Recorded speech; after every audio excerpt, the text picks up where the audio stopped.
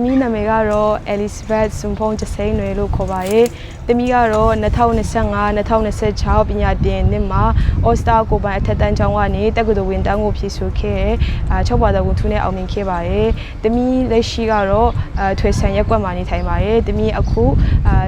Saint Francis Xavier စစ်စေဖွင့်ထားတဲ့အောင်နှက်ရက်ကွက်မှာဖွင့်ထားတဲ့ဘော်ဒါကျောင်းဒီကျောင်းမှာပေါ့နော်ဒီကျောင်းမှာညီမလေးတွေကိုစာကြည့်ပေးရင်းနဲ့ဆက်ကပ်နေပါတယ်။သမီးက6ဘာသာထွက်အောင်ဘယ်လိုစူးစမ်းခဲ့တယ်လဲဆိုရင်ပထမအဦးဆုံးဖျားခင်ကိုအရင်ဆုံးစူးစမ်းခြင်းနဲ့စိတ်တွေစူးစမ်းနိုင်တဲ့တတိတွေ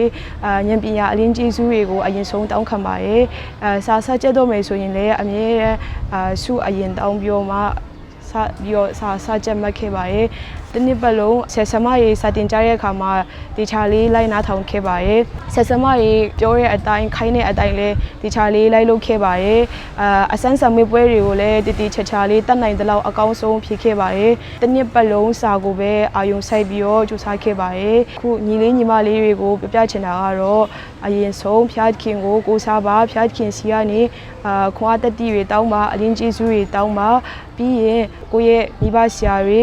ကိုယ့်ရဲ့ချီကဲပြီးပြောတာကိုတေချာနာခံပြီးတော့တေချာ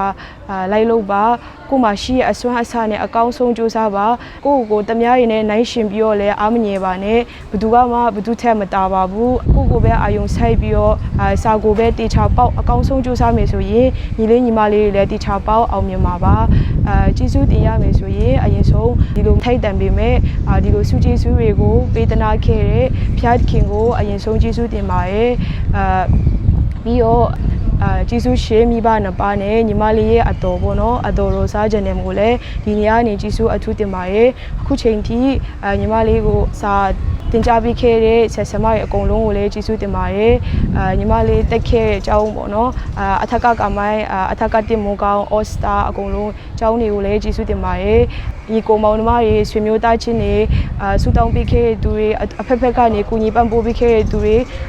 အတူတူစူးစမ်းခဲ့တဲ့တငယ်ချင်းတွေကိုလည်းအကုန်လုံးကိုကျေးဇူးတင်ပါတယ်